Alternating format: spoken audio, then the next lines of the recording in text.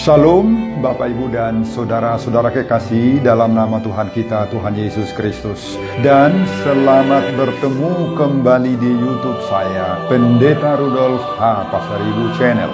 Dengan lewat channel ini saya komit untuk senantiasa menyebarkan firman Tuhan. Karena saya percaya berlandaskan Yesaya pasal 55 ayat 11 bahwa firman Tuhan yang saya dan bahkan Bapak Ibu dan saudara-saudara juga ikut sebar lewat apapun juga, termasuk lewat video ini, tidak akan kembali dengan sia-sia, tetapi bekerja sendiri lewat kuasa dan berkat urapan Roh Kudus. Mari Bapak Ibu dan saudara-saudara saya ajak semuanya untuk membantu saya menyebarkan pengajaran firman Tuhan khotbah dalam ibadah minggu ke-12 sesudah Trinitatis 30 Agustus 2020, terambil dari kitab Ulangan pasal 18 ayat 9 sampai dengan ayat 14 dan bacaan atau epistel dari Kisah Rasul-Rasul pasal 19 ayat 13 sampai dengan ayat 20, diikat oleh topik atau tema menang atas kuasa kegelapan okultisme. Dalam bahasa Batak dituliskan monang maradupon huaso hagolapon. Saya baca untuk kita Bapak Ibu, mari simak pembacaan firman Tuhan berikut ini. Judul dari perikop Ulangan pasal 18 ayat 9 sampai 22. Dan khotbah kita mulai dari ayat 9 sampai dengan ayat 14 adalah bertenung dan bernubuat.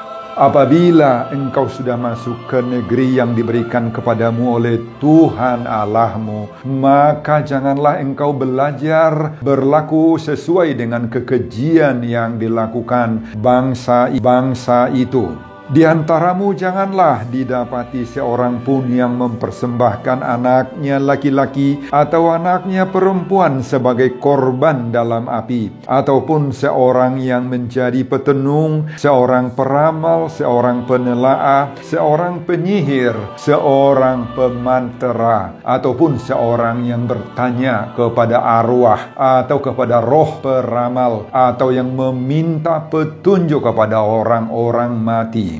Sebab setiap orang yang melakukan hal-hal ini adalah kekejian bagi Tuhan. Dan oleh karena kekejian-kekejian inilah Tuhan Allahmu menghalau mereka dari hadapanmu. Haruslah engkau hidup dengan tidak bercela di hadapan Tuhan Allahmu, sebab bangsa-bangsa yang daerahnya akan kau duduki ini mendengarkan kepada peramal atau petenung, tetapi engkau ini tidak diizinkan Tuhan Allahmu melakukan yang demikian. Saudara, demikian khotbah kita dalam ibadah minggu ke-12 sesudah Trinitatis dari kitab Ulangan pasal 18 ayat 9 sampai dengan ayat 14. Sekali lagi diikat oleh topik menang atas kuasa kegelapan okultisme. Dalam bahasa Batak, monang maradupon huaso hagolapon. Bapak Ibu dan saudara-saudara, kitab Ulangan itu berisi arahan-arahan Allah kepada bangsa Israel yang masih berada dalam perjalanan menuju tanah Kanaan dan kini sedang berada di gurun pasir menunggu saat yang tepat untuk menyeberang Laut Teberau dan seterusnya lewat berbagai-bagai perjuangan dan pengorbanan akan sampai dan menetap setel di tanah Kanaan. Tetapi sebelum menyeberang dan tiba di tanah perjanjian itu, Musa terlebih dahulu membekali, mengingatkan bangsa Israel akan beberapa hal yang sangat urgen yang harus mereka pegang teguh. Ada banyak konten, ada banyak materi pembekalan Musa yang diberikan kepada orang Israel saat ini yang harus betul-betul dijiwai, dihidupi dan dipegang teguh serta dilaksanakan nantinya oleh orang Israel.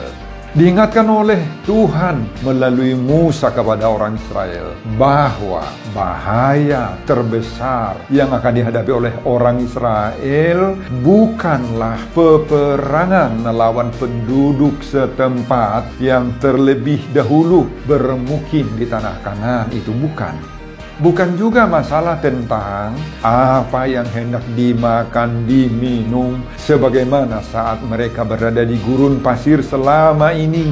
Sehingga mereka sering sekali bersungut-sungut, bahkan memprotes Allah, memprotes Musa sebagai pemimpin mereka.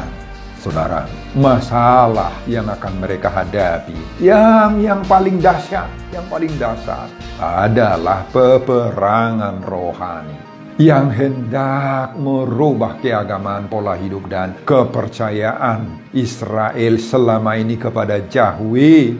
Bisa saja beralih akan mengikuti praktik-praktik yang seperti dilakukan oleh orang Kanaan itu.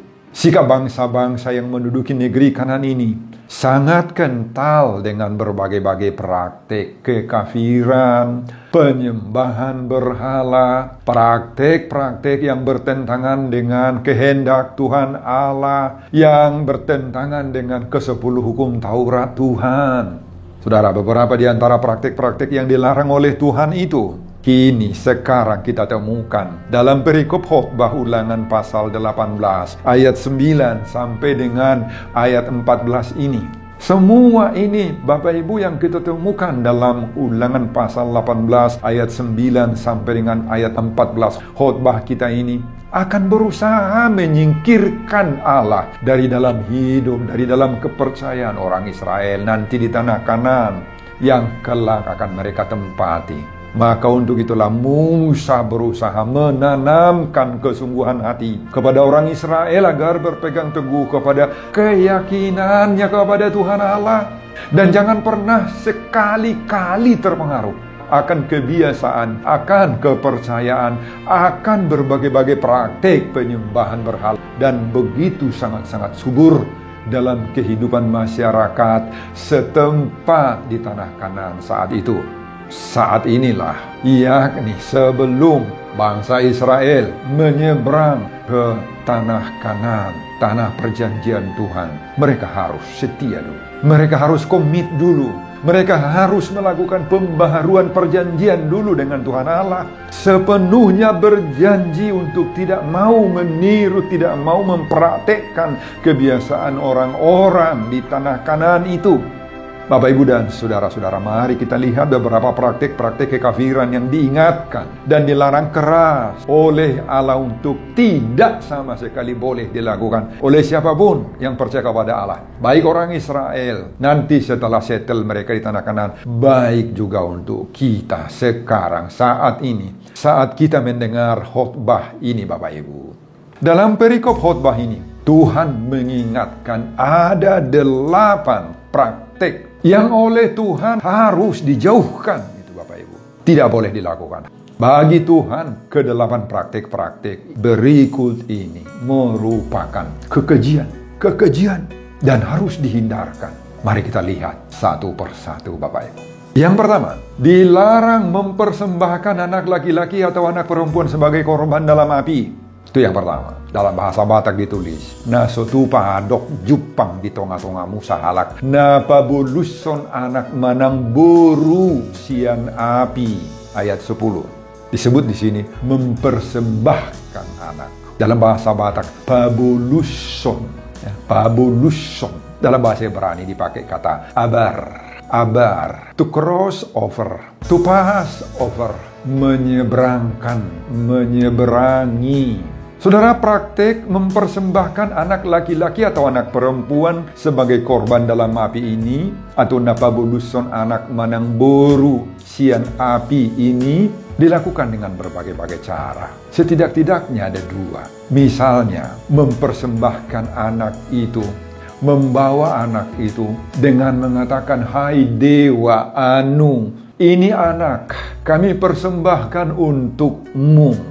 Bisa juga cara yang kedua, di saat-saat tertentu yang pada biasanya mereka melakukan upacara-upacara khusus dan sambil menyalakan api. Dan pada saat api itu menyala, maka pada saat itulah si anak itu dalam keadaan dipeluk dan diayun-ayunkan beberapa kali di atas api itu, simbol seperti penyerahan kepada dewa, dewi, sambil mereka mengatakan seperti ini, "Hai dewa anu, ini anak kami persembahkan untukmu." Saudara, tujuan dari penyerahan anak ini adalah mereka mengharapkan agar si anak ini bertumbuh, agar hidupnya senantiasa dipelihara, dijaga, dan diberkati oleh sang dewa-dewi yang mereka sembah itu.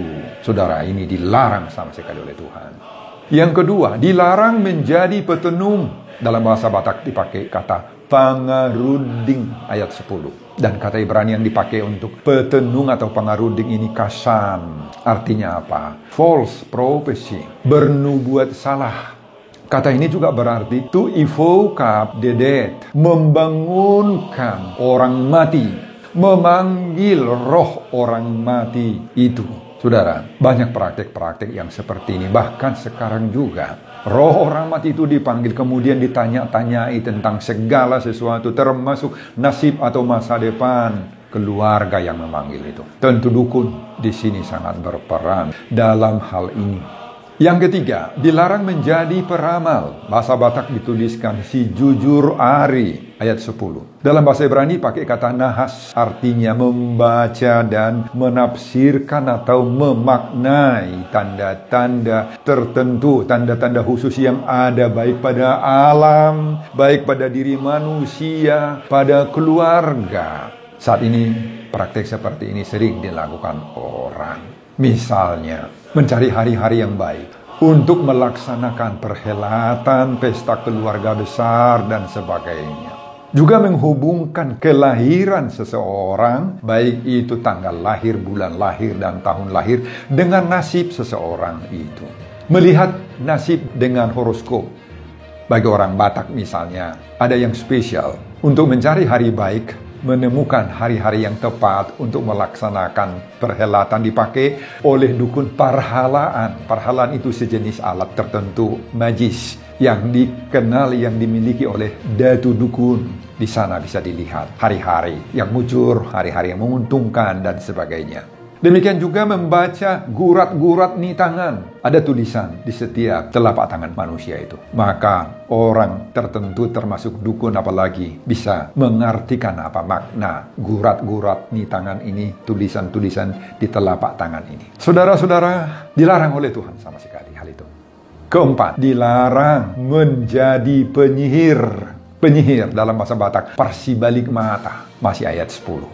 Dalam bahasa Ibrani dipakai kata kasab, artinya sorcerer, ahli sihir, atau yang lebih tepat penerawang, menerawang, yang memiliki indera, entah indera ke-6, indera ke-7, dan sebagainya. Dia bisa mampu katanya melihat masa depan manusia, bisa melihat yang tersembunyi di semua mata orang.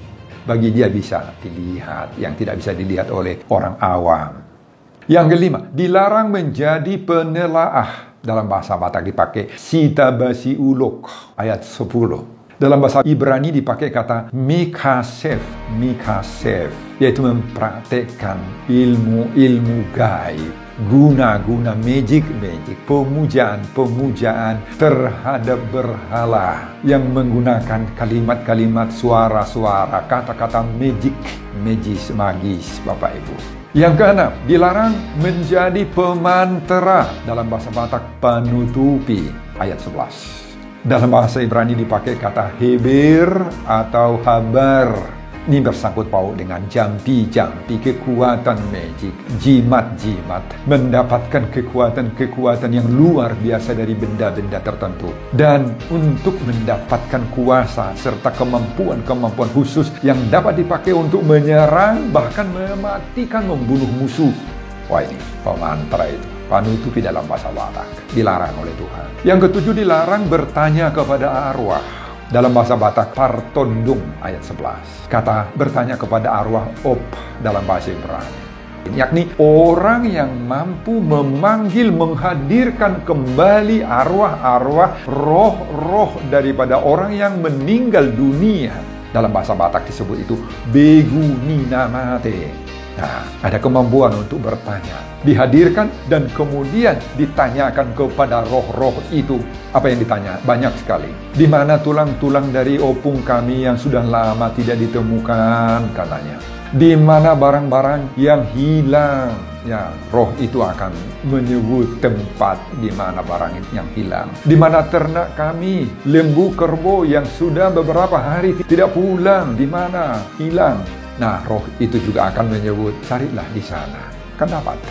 Bapak, Ibu, dan Saudara, yang ke-8, yang terakhir, dilarang meminta petunjuk pada orang-orang mati. Dalam bahasa Batak, manukun beguni namati. Dan dalam bahasa Ibrani dipakai kata mut, nomor 8 dan nomor 7 hampir sama. Tetapi dalam bahasa Ibrani beda. Artinya death, kematian, mati, terbunuh.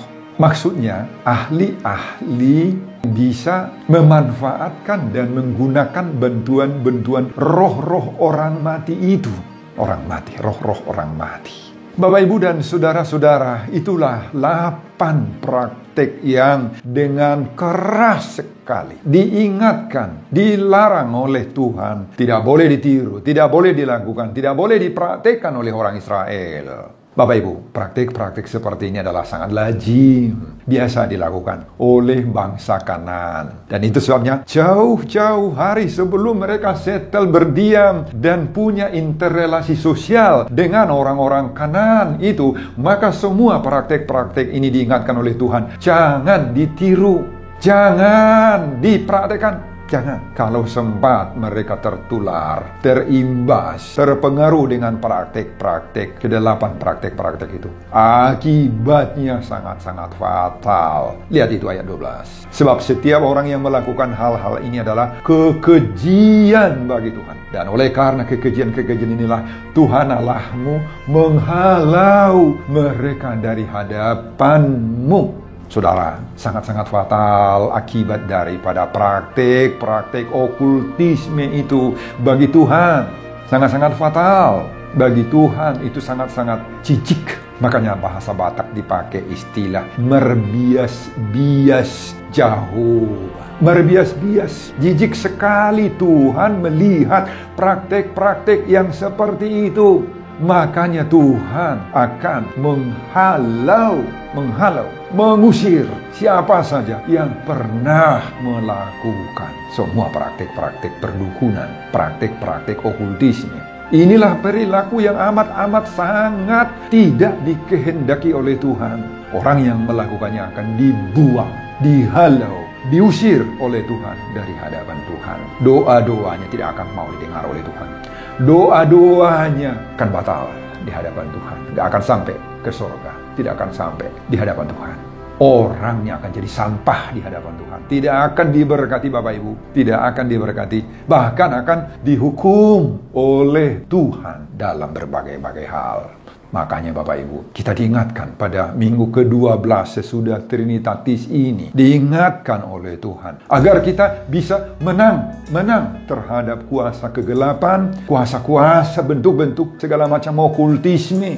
Apa itu okultisme? Saya sudah jelaskan dalam buku tulisan saya berjudul Okultisme di kalangan masyarakat Batak, terbitan PT Atalia Rileni Sudeko di Jakarta, Indonesia tahun 2003. Ada 2005, ada 2016. Bahwa kata okultisme itu berasal dari kata Inggris occult, artinya gelap, tersembunyi. Tidak nampak oleh mata, tidak bisa dilihat, tetapi ada. Dia berpengaruh, dapat dirasakan oleh manusia. Jadi okultisme itu adalah paham atau ajaran yang mempercayai adanya kekuatan-kekuatan gaib yang tersembunyi, yang tidak nampak oleh mata, tetapi ada lewat berbagai-bagai media.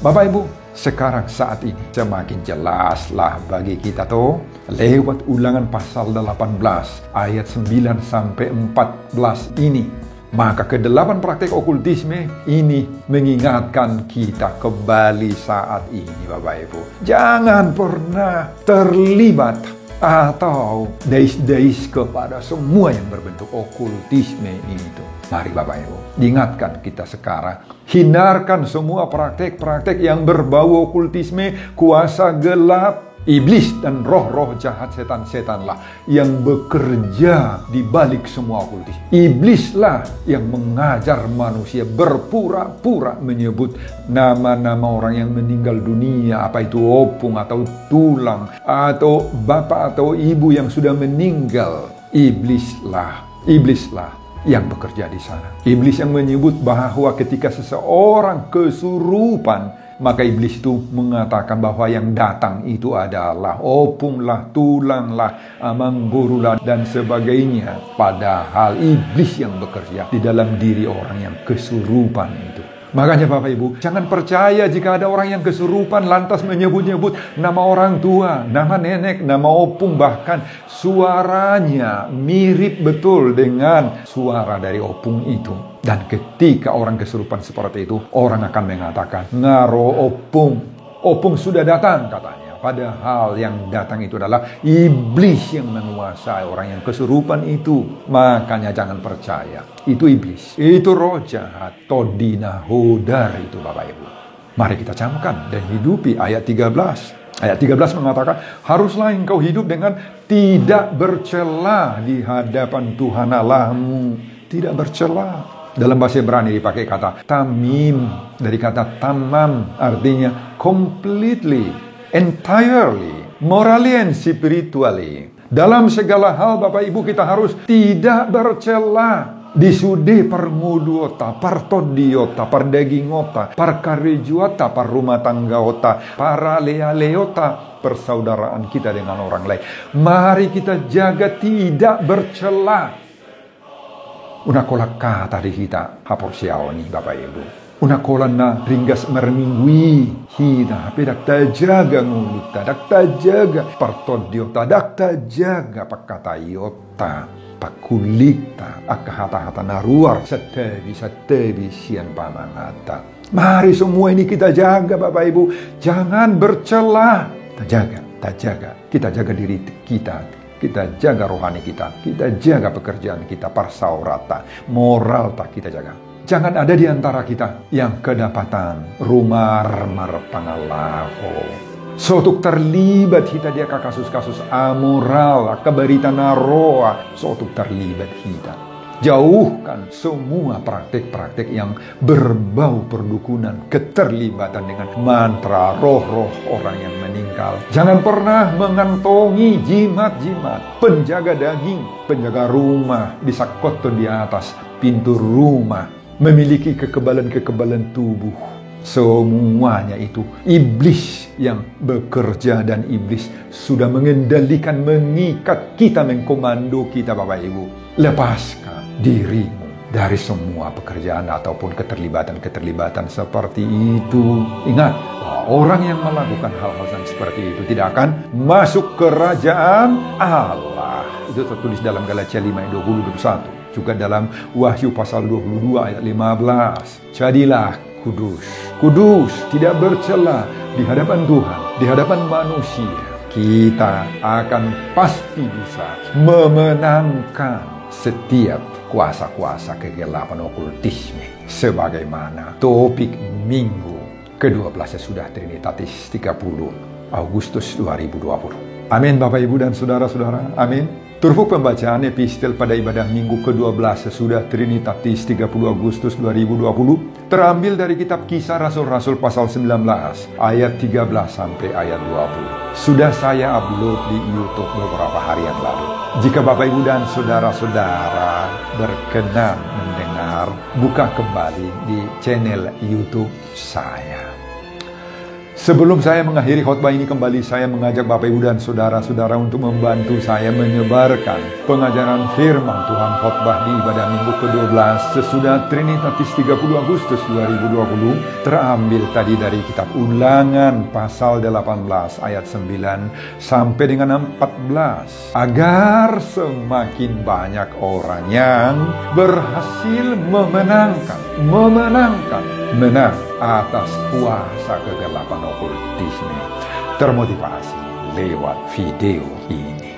Tonton juga video-video khotbah saya yang lain, agar saudara memiliki sentuhan dan pemahaman rohani yang semakin diperkaya. Buka di YouTube saya, Pendeta Rudolf H. Pasaribu Channel. Selamat mengikuti ibadah minggu, baik di rumah kita masing-masing pun di gereja kita. Tuhan Yesus memberkati kita semuanya. Salam Horas. Amin. Terima kasih untuk hari khotbah ini. Berkati jemaat yang akan mendengarkannya nanti. Berkati hamba-Mu untuk persiapan khotbah berikutnya. Dan semuanya ini biarlah jadi kemuliaan kebesaran nama Tuhan. Di dalam nama Yesus Kristus saya berdoa dan mengucap syukur. Amin.